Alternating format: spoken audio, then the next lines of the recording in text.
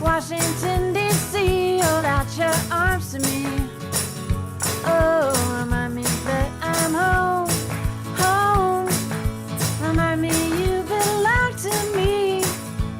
Oh, Washington, D.C.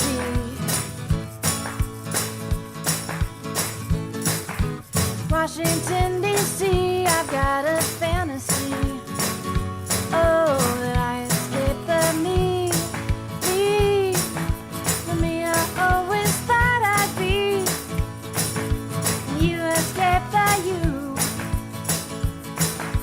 Scared to be a nobody. Oh, Washington, D.C. Hello ladies and gentlemen, my name is Steve and I am with DC Nation Tours. We are here on the National Mall in Washington, D.C., one of the greatest cities to visit. So I hope you're enjoying your visit. So please tell everybody what a great time that you have had. Right here is the Korean Memorial. We're at the very top of it. It's a circle at the top of a triangle. And what we're doing is probably, many of you haven't heard of the Korean War, so it's the war that America seems to forget. It's in between World War II and the Vietnam War. Basically, during the Cold War times of President Truman and President Eisenhower, China and Russia, communist nations, were flexing their muscles, and they wanted to start expanding their influence through the Southeast Peninsula. So they started to infringe on the South Koreans and their sovereign nation. The United Nations voted to police this action and make sure that they did not encroach on the sovereignty of the South Korean people. 22 nations banded together, sent soldiers, medical teams to the peninsula to make sure that the communist nations did not invade. Unfortunately, it did happen, and what has happened since was a 38-month war, and that's kind of an interesting number as we go down here. 38 months of war, and it has never, ever, ever been called end to the war. Basically, there's a very, very fragile ceasefire between North Korea and South Korea. So that is at the 38th parallel, where there's demilitarized zone, and each side has armed forces sitting there waiting for the other to invade their own territory. So it's a very, very fragile peace, and as you know, every time that we turn on the news, we're hearing something about the Korean Peninsula, whether it's North Korea testing nuclear missiles, and whether or not the South Koreans are going to have a reaction to it. So we're going to go on down here and see all about this wonderful, wonderful monument. Very moving, one of the most moving in the entire mall. So why don't you follow me and we'll go on down. We have what stands out to be the most dramatic effect. 19 soldiers on patrol going through the Korean countryside.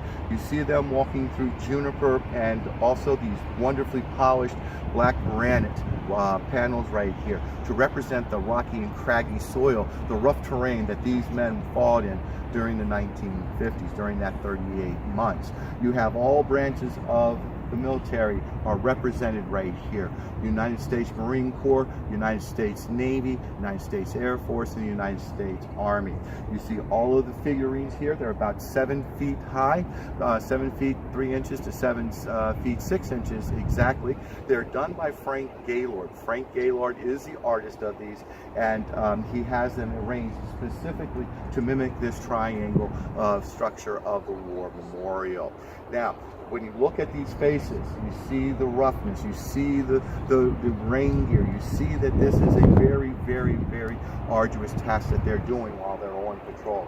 You see African Americans, you see United States citizens from Mexico, you see the Europeans, and you see also back there one soldier who looks like he might be from the UN forces. As you continue to look at these soldiers, you're going to see some of the most important symbolism within this memorial. The 19 soldiers with their reflections on the black polished granite wall over there. That has pictures from the Korean War, both by war correspondents and by the individual soldiers. So you have these 19 here, and then the 19 reflected 38, to represent the 38 months of the war, and also the 38th parallel, where the uneasy peace is now being held. So there is a lot of wonderful symbolism as you look at this beautiful triangle right here, and I'm going to let you take just a moment just to reflect and see that these men who are doing a job that very few will do. They are making sure that we are safe at home, that our freedom is protected, and they are putting their lives on the line. Part of the Korean Memorial is the United Nations Wall, because this was a war between North Korea and South Korea, but supported by the United Nations. The United States was not the only country involved in this conflict. There are 22 nations total that were involved. So the United Nation Wall right here represents the 22 nations, along with the United Nations symbol in between each one of these countries, the names of the countries. It is to honor all who participated in this action in the 1950s. And right here, we're standing by the mural wall. This mural is created by Lewis Nelson, and what he has done is taken photographs of the American soldiers and the war correspondents, as explained before.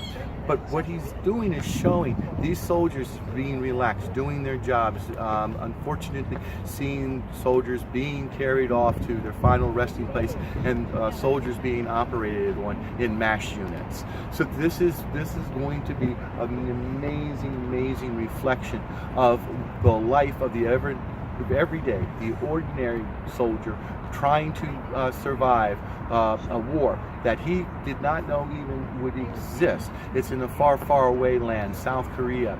American soldiers did not know very much about the Korean culture or lifestyle.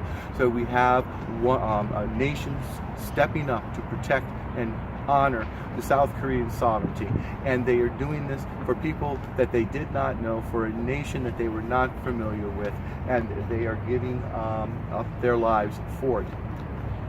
Now we're going to go to go follow the wall down and see if we can find the one animal that's part of this mural. And right here is the last part of the Korean Memorial. You have "Freedom is not free" inscription right here. Some have attributed that comment to Lieutenant Colonel McAllister of the United States Air Force, but there's nothing to exactly point to him as being the one who created this.